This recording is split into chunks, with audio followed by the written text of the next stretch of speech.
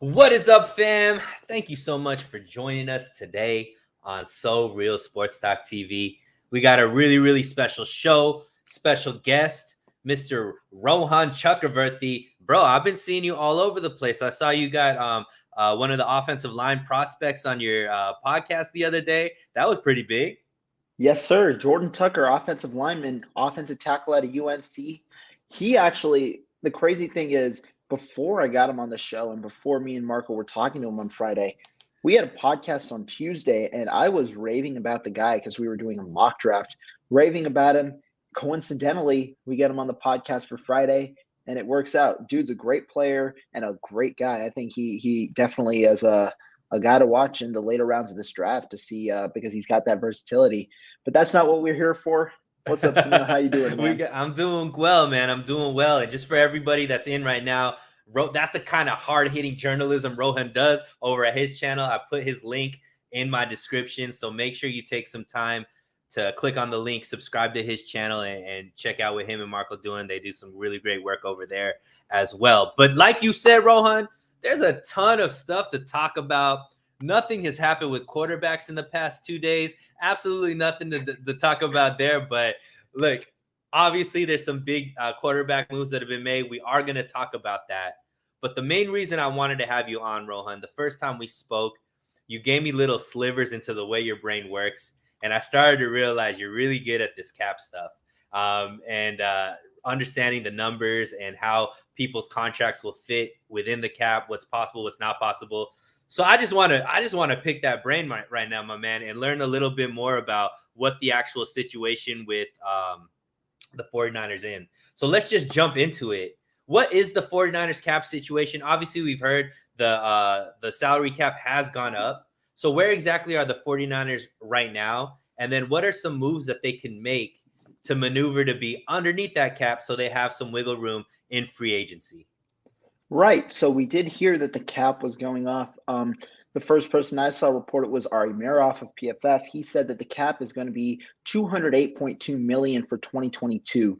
And it's also important to note that that's not the 49ers cap because they did have a rollover of $1.55 million heading into 2022, meaning they have an additional $1.55 million in cap space going into the year. And that's going to be important because we know that the 49ers crunch down near the cap. Akash Anavarantan of Niners Nation reported this year that the 49ers spent the sixth most amount of money directed towards players this past season. So we know that they like to spend money. So that extra 1.55 is going to help. But currently, as it stands, including that 1.55 million rollover, the 49ers currently have just under 3 million in terms of total cap space. And that is with everybody currently on the roster, including Jimmy Garoppolo. So that's where we stand currently. But so like time you out said, before you move on, Rohan. So that 3 million underneath the cap, how many players are signed in that? So currently, that's a big thing because currently the 49ers only have 38 active players. Wow. They do have 28 free agents. So it's not the top 51 necessarily, but it's actually the top 38. And that includes a lot of the smaller contracts like the practice squad players that the 49ers signed and like guys like, that you might not necessarily know. Some of the guys that the 49ers signed before the season started to reserve future contracts as well as included in that. So, yeah, it is only 38 players that are including guys like Jimmy Garoppolo, who, has news has been boiling over the last couple of days. So as of now, Rohan, if nothing changes with the guys that are already under contract right now, the 49ers have roughly $3 million to sign 20 some odd players. Yeah, they do. All right. So obviously the math doesn't work well with that because I don't think even if everybody signed on the minimum, that's going to be well over 3 million. So clearly the team has to do some things. Obviously the biggest move is take Jimmy off the books, but let's hold off on that. Who are some players that are currently under contract that the 49ers can restructure their deal so that they save money underneath the cap? And when you're breaking this down, Rohan, for some people that may not know what exactly that means, can you educate us on what exactly that maneuver does and why teams use it to be able to get more money underneath the cap? Yeah, definitely. So looking at the cap space, when you look at cap space before the league year starts, which this year is going to be March 16th, that's when officially the 2022 season starts.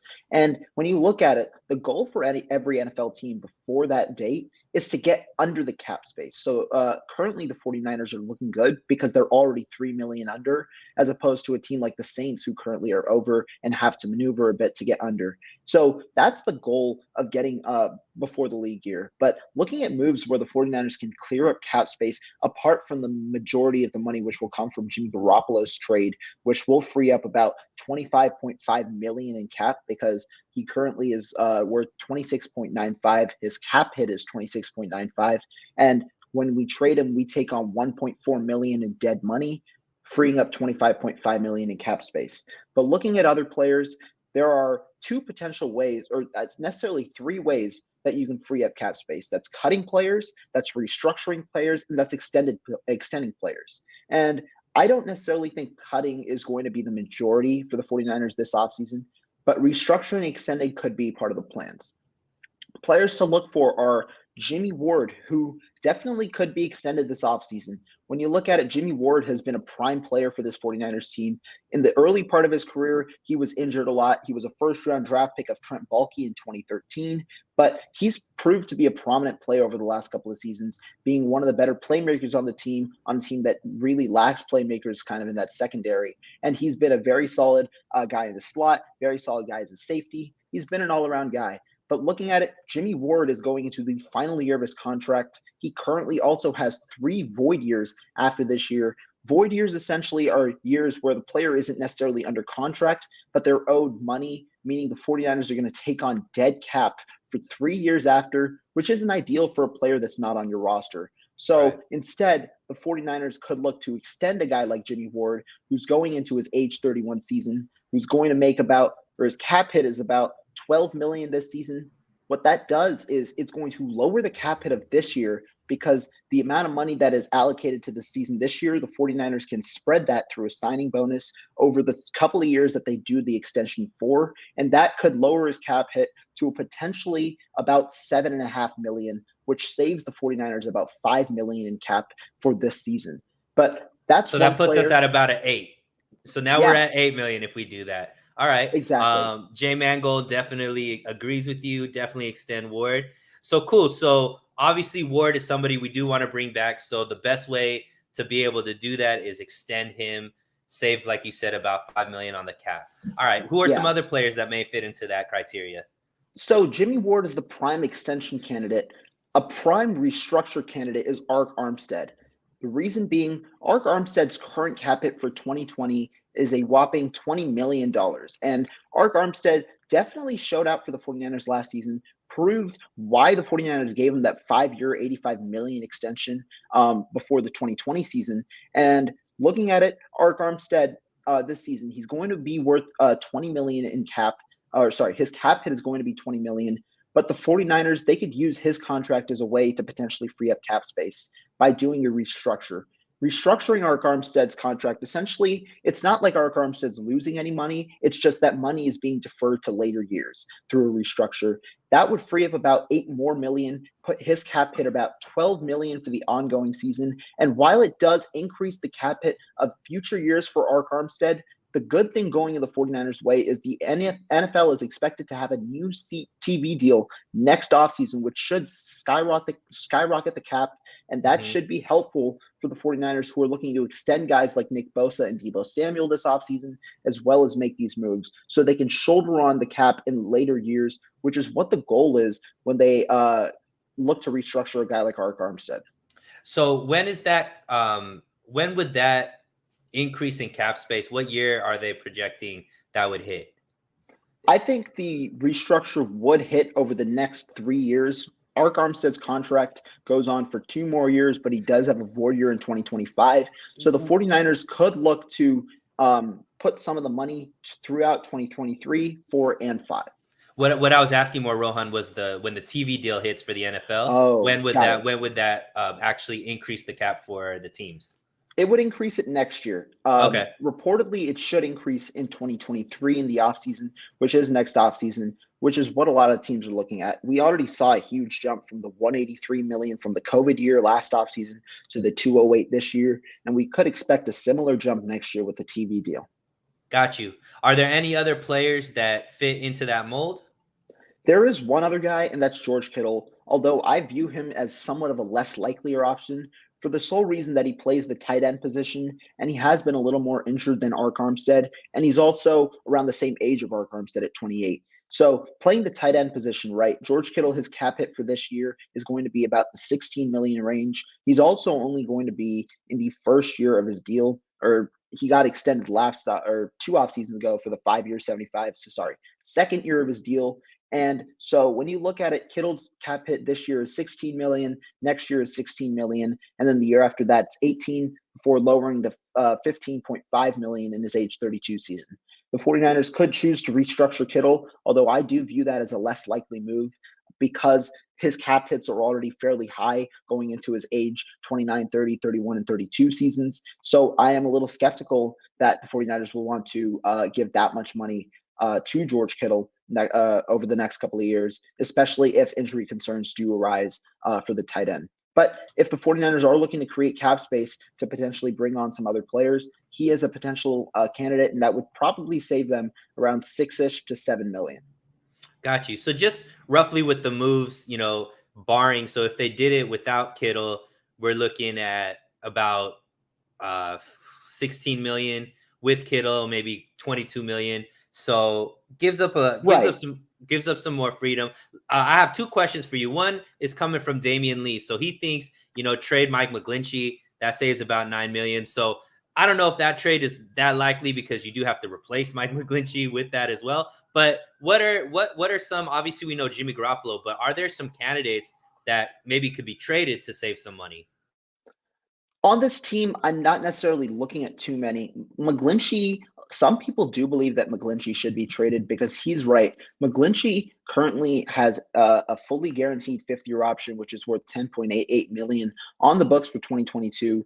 And so cutting him will not help because it's fully guaranteed. So you would take on the entire contract of the 10.88 on the books. Trading McGlinchey, however, could potentially save the entirety of the 10.88 while not taking back any money.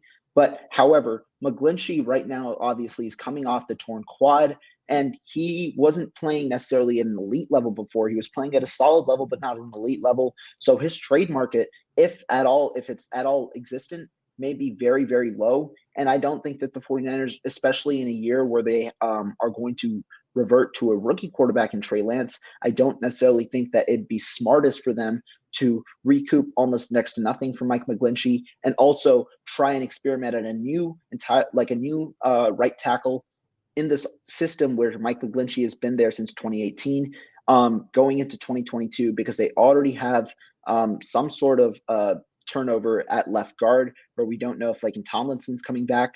At right guard is probably going to be someone new, be it Aaron Banks, be it Jalen Moore, even if Daniel Brunskill returns. And then if you add another position to that in right tackle, I think that's a lot of turmoil at one of the more important positions in football. Yeah, Wayne Breezy, thanks for joining in, my man. Personally, I don't think we bring Lakin back. To your point, Aaron Banks better get ready. But definite possibility, man. I was kind of perplexed that they were letting Lakin walk into free agency, but they also did that with Trent Williams, and they were able to bring him back. So maybe there is still hope that Lakin comes back. My question before we move on, Rohan, obviously Shanahan or Lynch at the Combine made it pretty clear that Debo and Nick Bosa are going to get extensions with the team. They didn't necessarily mention when those extensions would be. I know Bosa would get a 5th year, but I think Debo is up for an extension either this year or next year. How would those extensions fit underneath this cap, and how would that affect the 49ers' flexibility to sign free agents? Right. So looking at both players, right, Nick Bosa and Debo Samuel, Lynch has kind of maintained his stance that the 49ers are going to have budgeted for both players to have extensions, and he's thinking along the lines of what their expected market value is to be. And I do think that both players if they are going to get extended at all, at least Deebo Samuel, I think they get extended this season. Because looking at it, you're right. Deebo Samuel was a second-round pick, so he does not have that fifth-year option that Nick Bosa does. Remember, both players were out of the 2019 draft class. So Nick Bosa does have a fifth-year option for next season, while Deebo Samuel is technically a free agent next season following his contract. The 49ers do have the potential to franchise tag him. But here's my explanation for why and what it does if both players get extended. Looking at Deebo Samuel first, we have the likes of A.J. Brown, Terry McLaurin, DK Metcalf, and Devontae Adams all looking to get big money on extensions this offseason. The Packers just franchise tagged Devontae Adams. They're likely to give him a new extension, which could place him into that $30 million range for a wide receiver. The other three receivers are similar to Deebo's caliber, and they all probably are looking to get extensions as well this offseason. So it might be a race as to which one gets it first, because the guys after that are going to probably get more money than the one before them, because that's how the free agent market or extension market kind of has worked in the past. So looking at it, like we saw it last season with Fred Warner, where the 49ers were able to pounce on a deal before the Colts signed Darius Leonard. They saved about $6 million in that deal because Leonard signed for 101.25 over 5 years. Warner signed for 95 over 5 years. So Samuel, the 49ers I expect them to sign Samuel first. Bosa, on the other hand, there necessarily isn't competition, but Bosa is probably looking to reset the market at the end, probably going to top whatever's on the market right now. A lot of people have been throwing out that 5-year 150 range for Bosa, getting potentially the first defensive player of all time to get $30 million. And so that definitely is a possibility. But looking at it specifically for this year, I don't think it impacts our cap that much. Because when we look at the 49ers and how they structure contracts, it will likely be backloaded. The cap hit for both players likely doesn't increase that much. I'd expect Bosa's to probably increase. So Bosa currently has a cap hit about $10.81 million. I expect Bosa's to maximum increase to $18 million this season. And then looking at Deebo Samuel, he currently has a cap hit of $4.89 million. I don't expect his to exceed $10 million for this year in terms of cap hit. So the 49ers should still have adequate space after fitting those two in, although you do have to watch out for future years because they are going to be pretty heavy extensions. Got you. So we don't want to think too far in the future, Rohan, because that could get us all confused even more. So let's just focus on this year. But I like that. So we potentially can extend both of these players without it necessarily affecting what we're able to do in free agency, at least this season, correct? I agree. And I don't know necessarily if both players are going to be extended until after the 49ers make all of their free agent moves. I do think that that's a very surefire possibility because when you look at it, Fred Warner and George Kittle, the last two extensions for the 49ers, happened right before training camp. So it is in the July range after the 49ers have had all their cap figured out, meaning they've included the draft picks into their 2022 plans, and they've also included all the free agents and everyone they're going to sign so that they can budget for those two players. That could be the route that the team goes this offseason as well. Because apart from Devontae Adams, I probably expect the rest of those players to get deals around that range as well. Gotcha. Great stuff from you so far, Rohan. You came well prepared, my man. Thank you. But there's a lot more going on right now that people really are here to talk about. Okay, so clearly the biggest way for the 49ers to free up cap space is a Jimmy Garoppolo trade. Now, as of maybe 3 weeks ago, everybody thought Jimmy was going to get traded.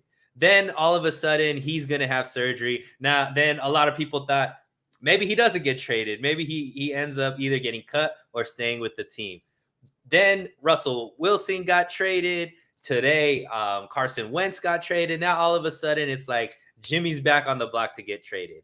Now, let's talk about that first off. What did you think of the Carson Wentz trade? And how do you feel like that would affect a Jimmy Garoppolo trade? So first thoughts on the Carson Wentz trade were, what the heck? Because, I'm being honest. Like, when I'm looking at the Carson Wentz trade, the Indianapolis Colts have been fairly adamant that they were going to eat the $15 million if they didn't find a suitor. And then to be flipped to the Washington Commanders, who were really aggressive in trying to trade for Russell Wilson. They reportedly gave 3 ones, but Seattle didn't want him in the NFC. For the Washington Commanders to just come out of nowhere, give him 2/3, and with the potential of one going to a second and be done with it. I was shocked, but in reality, it just shows the value of quarterbacks in this league, to where the public perception may not view these quarterbacks as amazing quarterbacks, right? They're probably in that below average to below average kind of caliber. The NFL views these quarterbacks as very valuable, and it just shows how, like, if this is any other position, there's no way near the compensation that they're going to get for these quarterbacks. But because a lot of teams this offseason, it's somewhat of supply and demand. My guy Marco told me it's a lot of supply and demand, because guess what? When you look at it, there are a lot of teams this offseason with strong rosters outside of the quarterback. And with a weak quarterback class, this is the one way where you can upgrade quarterback. So teams, in my opinion, like the Washington Commanders, the Carolina Panthers, New Orleans Saints, Tampa Bay Buccaneers, Steelers, and also the Indianapolis Colts now, all of those teams were strong teams outside of the quarterback, and they could be playoff contenders if paired with a solid quarterback option. So looking at it, yeah, I do think that the Carson Wentz trade probably pushes them a little further. I'm not necessarily as high on Carson Wentz. I don't think that he is one of the better quarterbacks in this NFL league, but he's probably definitely an upgrade over Taylor Heineke. Is he worth the price they paid? I don't know, but guess what? That's the value of quarterbacks in the NFL nowadays, and I think that market changes year after year. Because last year, guess what? Matthew Stafford, he got traded for 2-1s, and the Rams got to offload Jared Goff. This year, Russell Wilson, a player who objectively played worse than Stafford last season, he got traded for 2-1s, 2-2s, a fifth, and 3 players. So it depends on the year after year, and I think it's because of market value that guys like Wilson and guys like Wentz fetch what they did.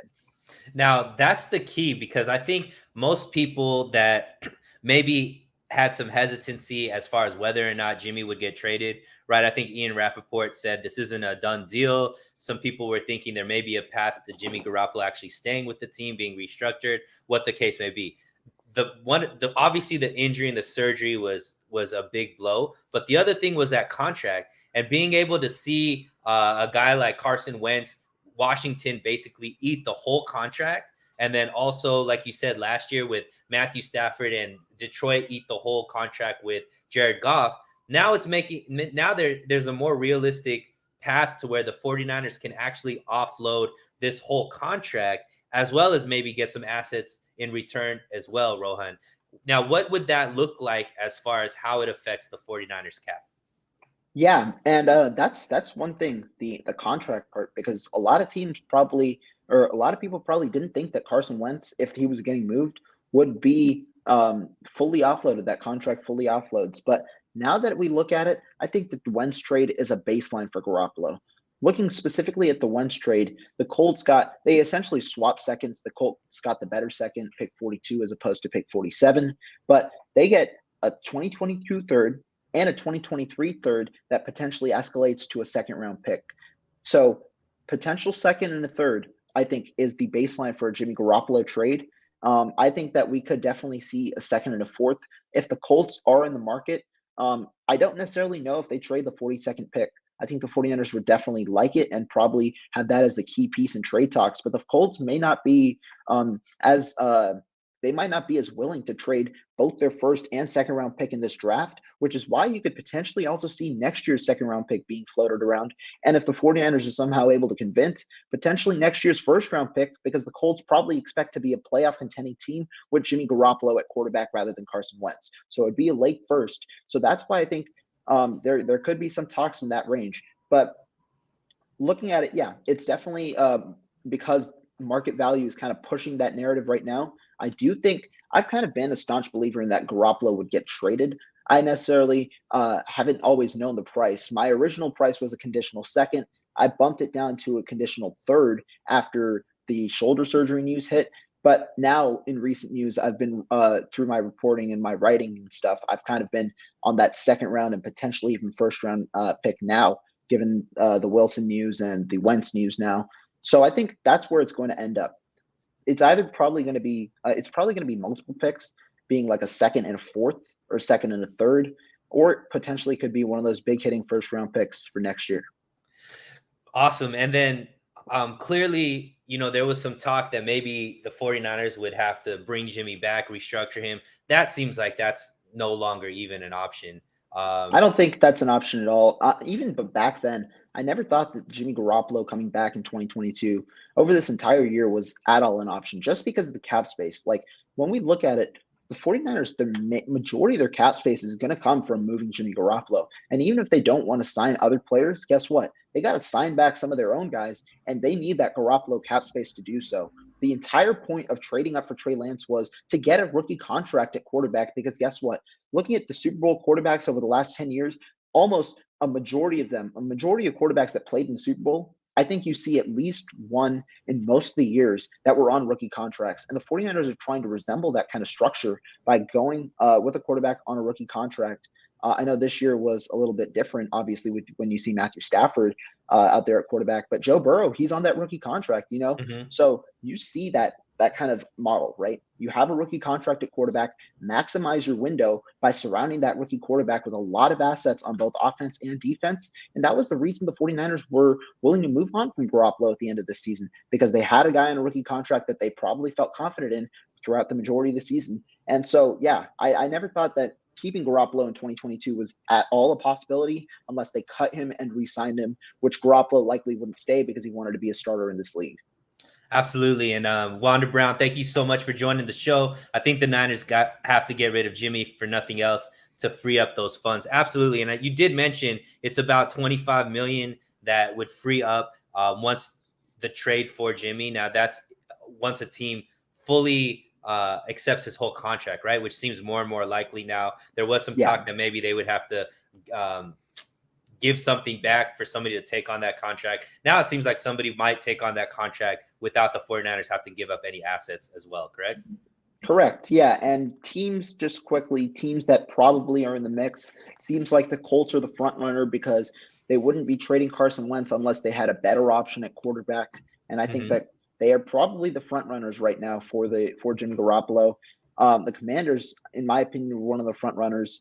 But looking at it, Colts, Steelers are potentially in the range, but the Panthers is a dark horse. I think those are the three teams that you potentially look for. I think the Panthers are kind of positioning themselves for a Deshaun Watson trade, so I don't necessarily think that they might be as entertained by Jimmy. But yeah, like the one kind of big news that we take from this entire kind of part is the Russell Wilson trade definitely benefited the 49ers, not only because it takes him out of the NFC, but the Broncos, in my opinion, were not a strong contender for Jimmy Garoppolo. But a team like the Commanders and a team like the Colts were in these last 2 weeks. So taking the Broncos off the market by having them take up Russell Wilson and also Aaron Rodgers staying put, that helped the 49ers because now guess what? The market the amount of quarterbacks available diminishes, but the market remains the same. And so that's why I thought that was a good move.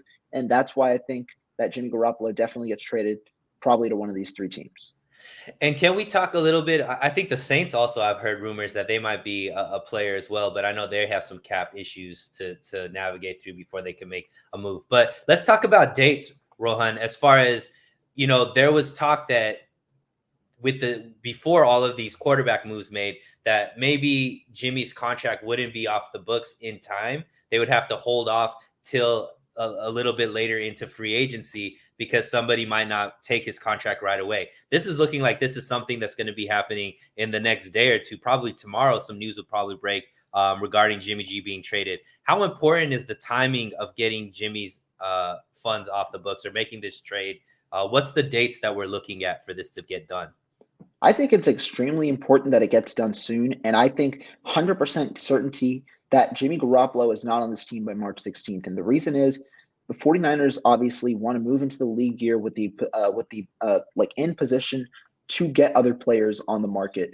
And I know we're going to be talking about that at some point, but there are a lot of players in this market, especially with the 49ers having 28 free agents that the 49ers could be expected to be interested in. And so when we look at it, yeah, Jimmy Garoppolo, like we've seen the news travel fast, right? Carson Wentz was not expected to be moved as early as today, and guess what? He gets shipped. Russell Wilson and Aaron Rodgers, both those pieces of news came. So it seems like it's going to happen between these next few days. If I'm the 49ers, I trade him before the Deshaun Watson news breaks on Friday because that may take away another contender if some team suddenly gets interested in Deshaun Watson.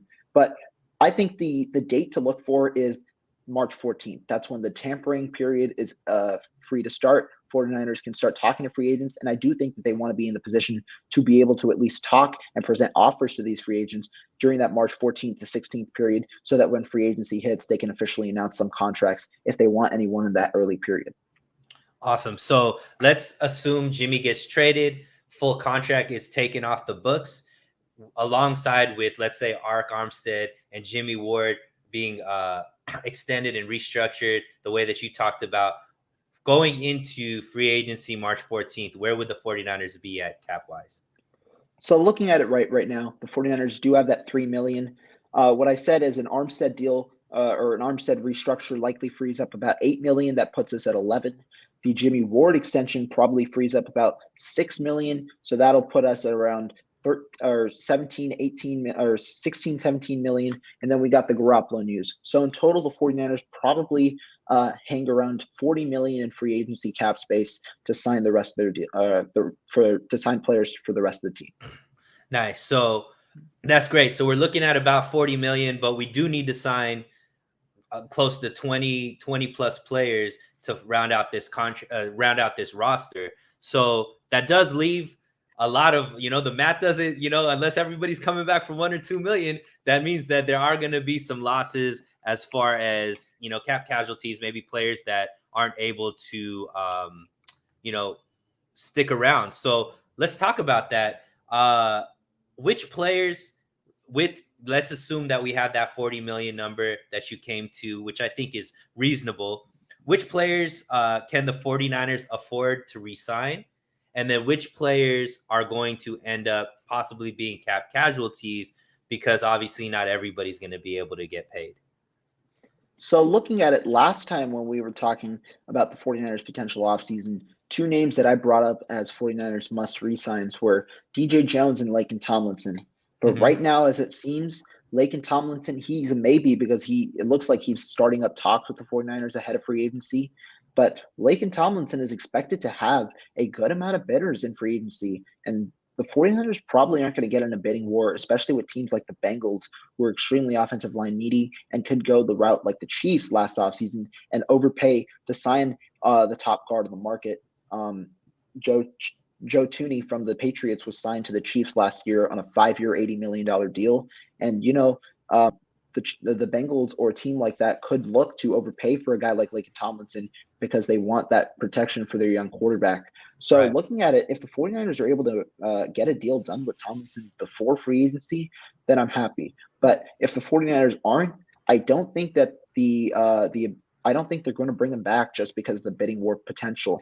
And then marking John Lynch's words about DJ Jones throughout the entirety of this time, while I thought he was a solid player to bring back before, I just think his cap, like the expected value of DJ Jones, is going to outprice himself out of the 49ers range. And while he wants to come back, just doesn't seem like the price is going to be right. And it doesn't seem like the 49ers are going to move forward with Jones, but rather save that money, which could be 6 to 8 million annually, and instead go after a guy, or sorry, not go after, but have a guy like Jawan Kinlaw work alongside Armstead, because in reality, any player who plays with Armstead, who's so underrated in both the run and the pass, is going to play well, because you have a guy like Armstead who frees up you on the inside, and that's going to help. And Jawan Kinlaw does possess that 3-down potential, although he's been injured.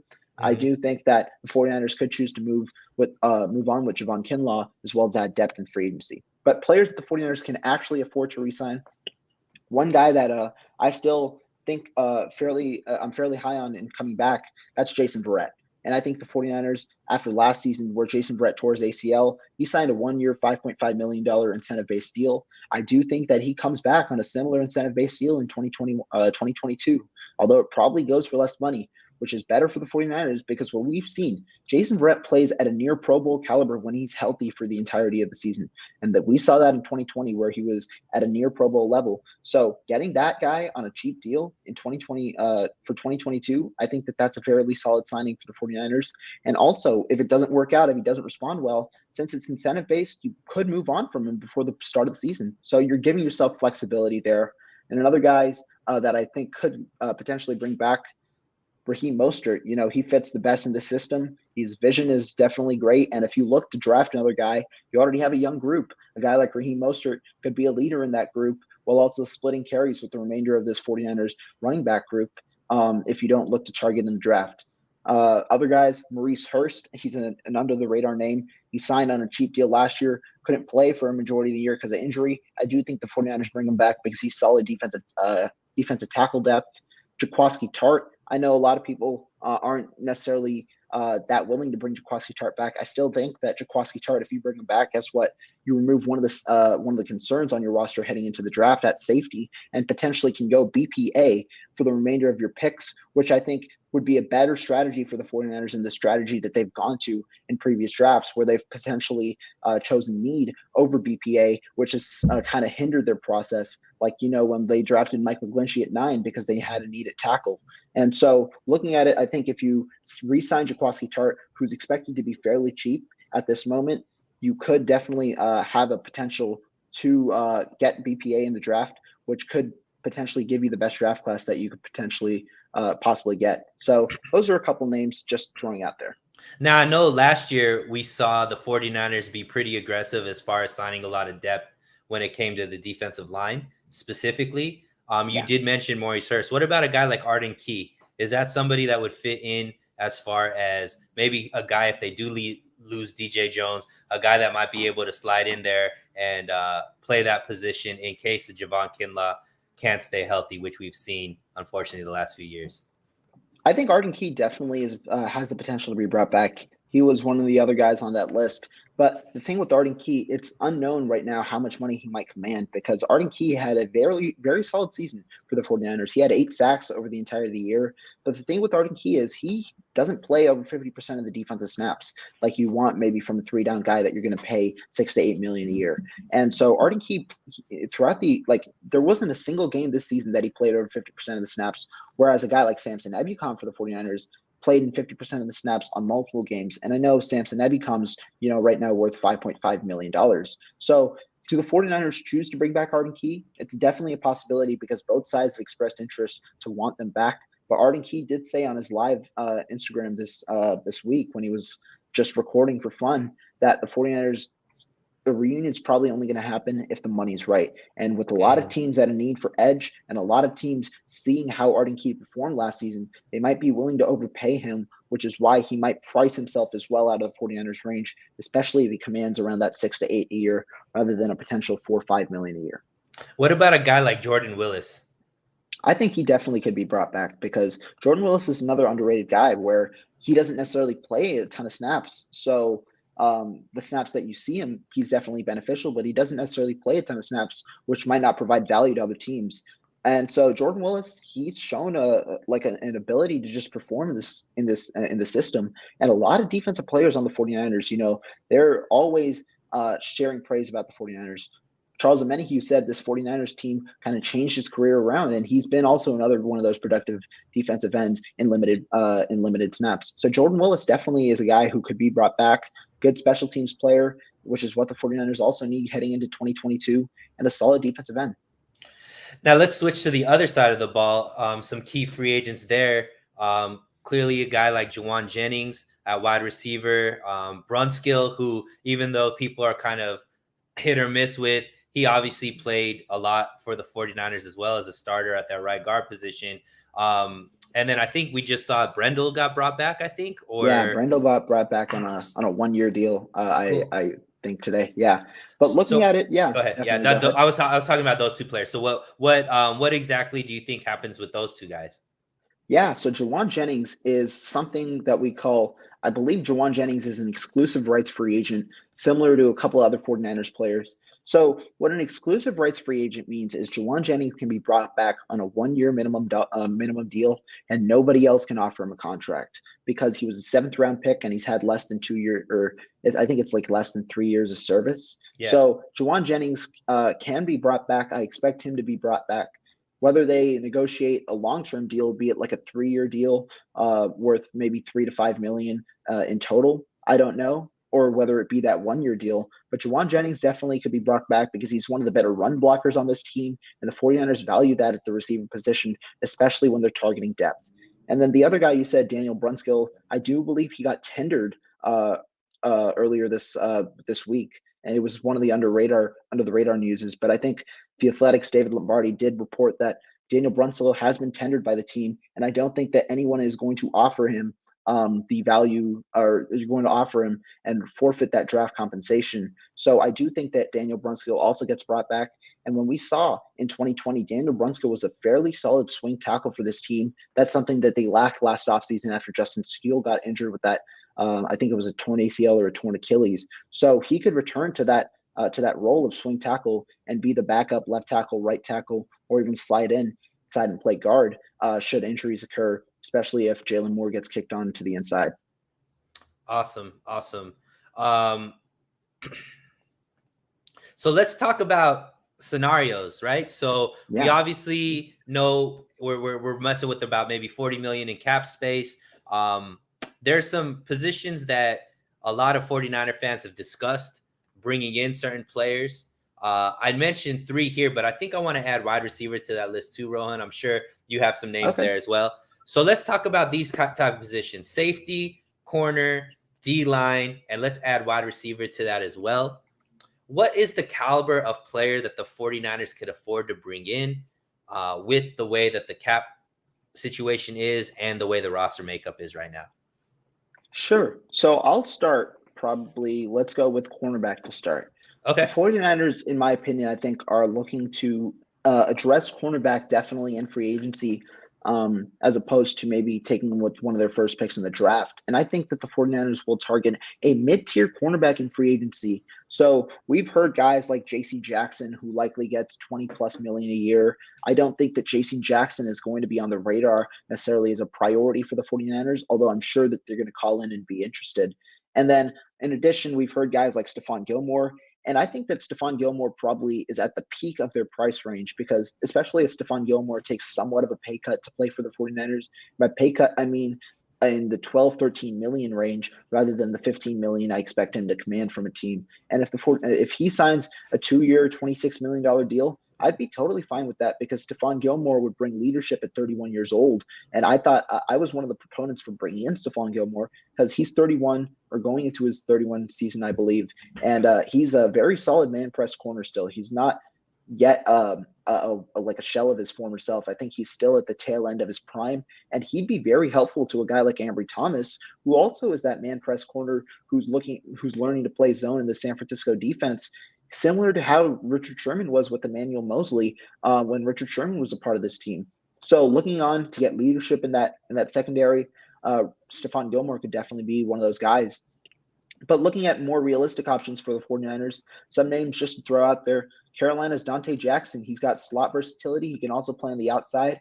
He's a very young corner too. I think he's only 26 years old. So if the 49ers want to lock him up long-term on an annual kind of value of somewhere around that $7 to $10 million range, he could be a cornerback for this team for years to come.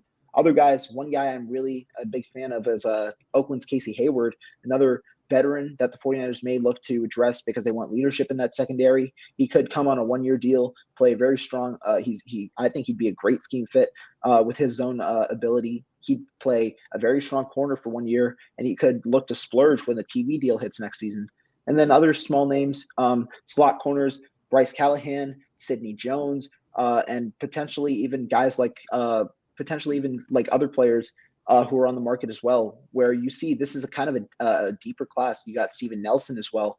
So this is kind of a deeper corner class. So I think the 49ers definitely picked the right year to address cornerback in free agency, because there are a good amount of cornerbacks definitely on the market for the 49ers that are fitting within their price range.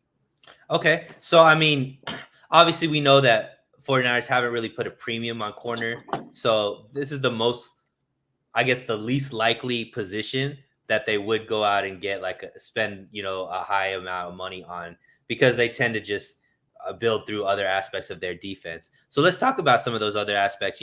I know you're pretty high on Jaquasi Tartt coming back. However, some people think because of his age, because this is probably his last big contract, and obviously with Mike McDaniel going to Miami and Saleh with the Jets, that love this guy as well, that he might be someone that walks in free agency because the 49ers just won't be willing to pay him the type of money. So what are some players that the 49ers could get at safety, and what would those contracts look like? Yeah, definitely. And I think safety, like I know Jesse Naylor, a guy you talk to a lot, has been a huge proponent of bringing in Tyrann Mathieu. And I do think that that could potentially be a possibility because, like I said, the 49ers will probably have a little bit higher than 40 million in cap space to potentially bring in a guy like the Honey Badger on a 2-3 year extension or 2-3 year deal worth around 18 million a year. But more realistic options for the 49ers, there are guys like Tyrell Edmonds, who is a fairly strong box safety for the 49ers. He's only 25, coming from Pittsburgh. He played a good, strong season of 17 games last season. He also has possessed some of the ball skills. Another guy that, if you want to play in the box, could be Jibril Peppers for the New York Giants. He had he kind of got out of his role with the New York Giants because of their overabundant safety last season with Xavier McKinney taking over. So he could be a guy on a cheaper deal that the 49ers look to get. He's only 26 years old. Another guy could be Keanu Neil, who played for the Dallas Cowboys last season. And these are all box safeties. So if you want, there are a good amount of players where you can get box safeties, but you could also get safeties like Xavier Woods from Minnesota, who possessed the ball skills last year. He had 3 interceptions. So if you want those guys who could also play in coverage and potentially be playmakers, you could get guys like Xavier Woods. I do think that safety is a position they probably address in the draft as well, given how strong the safety class is. But those are some of the options that you can get in free agency at a cost the 49ers could afford this offseason. Oh, I think you're muted, Sunil. You're right. Thank you. So instead, before we go into D line, because we've been pretty defense heavy, let's talk about the wide receiver position. Obviously, we've heard some names. Juju Smith-Schuster is a big name that's being attached to the 49ers. There's a lot of other receivers out there. Amari Cooper is available, and there's some other big name receivers out there. What are some? I personally like the receiving core, especially if Jawan Jennings comes back. But they do have to fill out the rest of that roster. Who are some wide receivers you can see being brought in? And as a guy like Juju, somebody that the 49ers could afford to bring in as well. Yeah, so real quick before I get to the names that people might know, two under the radar names that the 49ers could definitely bring in to get for depth, and they've been tagged to in the past. That's Steelers receiver Ray McLeod, who the 49ers are expected to be interested in, and also Broncos receiver Deshaun Hamilton, who was cut earlier today, and the 49ers did express interest in him. I think they were looking to trade for him before he tore his ACL at the trade deadline this past season. So they could be looking to get interested, or they could look to get gain him to their receiver core, and he'd probably be fairly cheap coming off that torn ACL and could be also on an incentive-based deal, meaning that they could probably cut him after training camp if he didn't respond well. But those are two fairly young options. But looking at some other options, some bigger name options, some guys that the 49ers could get are guys like a Marquez Valdes-Scantling, who's got that big-bodied frame, that 6'5" frame with the ability to run routes as well. So he's a guy who the 49ers could potentially get. Other guys might be a guy like James Washington from Pittsburgh, a guy kind of seen as a burner who the 49ers could get if they want that speed. There are a couple of speed options as well. Damir Byrd from Chicago, he's a free agent. If the 49ers are looking to get cheap options, he's another guy who could potentially get speed. Talking about the big names, when we look at it, we have Amari Cooper, we have Allen Robinson. Those are the two top guys kind of on the market alongside Juju Smith-Schuster. Do I think the 49ers kind of target either of those three players? Not necessarily. I think Cooper will definitely get some significant interest. And I do think he also could potentially get traded to a team like the Patriots or to a team like the Raiders prior to getting cut on that March 18th or March 20th date, whenever his contract becomes guaranteed. But if not, a guy like like you said, a guy like Juju Smith-Schuster, I do think that's enticing. He is also coming off injury, so his price tag might be a little lower. I do think that if he was to be signed, it'd probably be to a 1-year deal where he could work well with Trey Lance. I wouldn't mind that, because last offseason I was also a proponent, or if we got Juju Smith-Schuster, I wouldn't mind that at all. And same thing this offseason. I think that he could be a very solid slot runner or slot receiver, and he's a solid route runner too. I think that's one of the better components of his game. And Kyle Shanahan in that receiver core kind of prioritizes that route running kind of build. Juju Smith-Schuster fits the build. I do think that he could definitely be slot option. I just think he could be too expensive given that the 49ers already have solid receiving options in Deebo Samuel and Brandon Ayuk, and then George Kittle obviously at tight end. I love it. What about D-line? Because clearly if we're losing guys like DJ Jones, and maybe losing a guy like Arden Key, we got to resupply that defensive line, knowing that that's the lifeline of our defense. What are some players that, or what is the kind of contracts that we can afford at the defensive line, knowing that the 49ers tend to buy low and just develop these guys into things versus actually splurging on people? Yeah. D-line is actually the position I'm kind of the most intrigued in a way, in this class and how the 49ers are. Because you're right. They do like to develop these guys. But the one thing is, they're going into an offseason where they're going to have $40 million in cap space. They don't necessarily have an absurd amount of holes that they can't fill in the draft. So they could look to splurge on defensive line to get a guy opposite of Nick Bosa and potentially form one of the better pass rushing duos in the league. Because you're right, they do like to get these low bargain signings like Arden Key. But the thing is, you want that guy to make plays at the end of the game, and you might want one of those better defensive linemen or more esteemed defensive linemen. Chandler Jones. Yeah, there you go. There's one name, Chandler Jones. And I was going to bring him up, but Chandler Jones is probably the best defensive lineman on the market right now, with Harold Landry being signed to his 5-year, $87 million deal. But the thing is, Harold Landry just got signed to $17.5 million a year.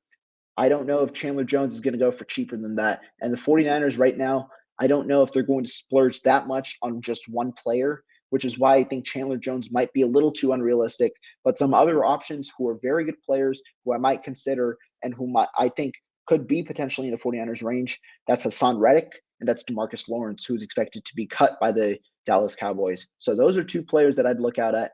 Hassan Reddick might get some more money because of the Harold Landry deal, but I'd love if Hassan Reddick, a young player who's only 27, we could sign him to a 4-year deal worth around $13-ish million a year and get him on this line opposite of Nick Bosa, of course. What about a guy like JPP?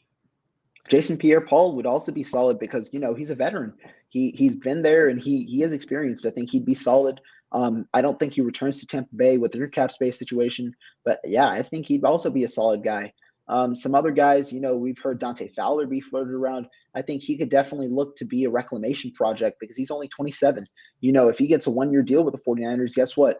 Going into his age 29 season, he could be a hot commodity next offseason and get paid again, which is probably what he's looking to do after having a strong season with the 49ers, just like Arden Key did.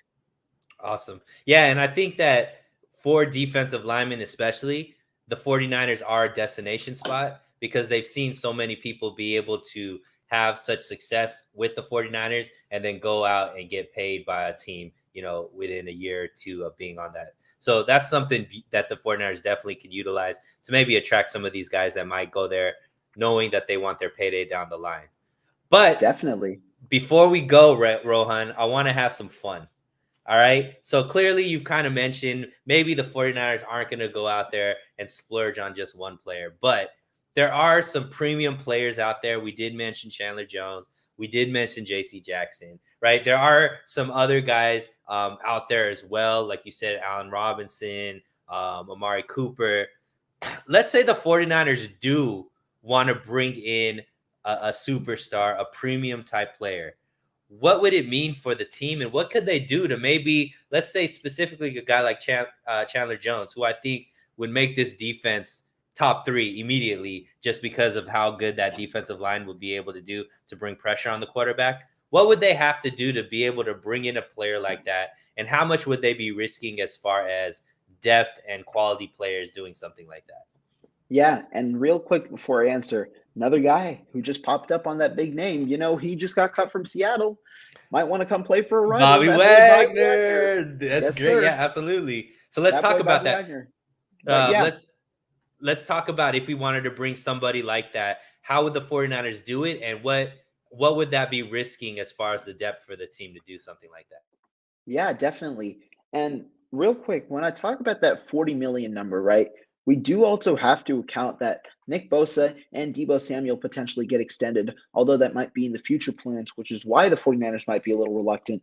But looking at it, the 49ers definitely would be salvaging a good amount of depth if they get one of these guys. But the thing is, it's their option because they do have solid depth right now. Do they prioritize getting a star player who has the potential to make that game-winning play? Or do they prioritize a guy like these Arden Key type of players where you sign them on cheaper deals, rotate them in and out, and then have Chris Kosaric develop them and put them in good situations to potentially be active and impact players on this team? So, me personally, looking at it from the 49ers perspective, the way that they've kind of shown from 2021 to 2019, right? Because when we look at it in 2019, the 49ers had those strong players. They had D Ford, DeForest Buckner, Armstead, and then Nick Bosa on that offense or defensive line, but they didn't prioritize depth. They had those guys playing out there for a good portion of time, and they got tired toward that end of the Super Bowl, So what the 49ers might look like is, guess what? We don't want players to be tired. We want players where we can rotate them in and out, which is why it might be a little more unrealistic. But obviously, no one's going to scoff at the idea of signing Chandler Jones, right? No one's going to scoff at the idea of signing J.C. Jackson, right? Or Stefan Gilmore, or whoever that may be. So yeah, you are salvaging a good amount of depth likely because that $18 million that could be used to sign 4 or 5 key impact players that could be there next season. But also, it's that there's a reason that player's getting paid $18 million. And we just saw the Rams kind of play that route and actually win a Super Bowl. So maybe the 49ers look at that and say, hey, we have done really well building this team. We do have a lot of strength at different positions. Maybe we just splurge on a position here or there that they think might be like shifting of the balance, especially since we're seeing the Seahawks pretty much implode.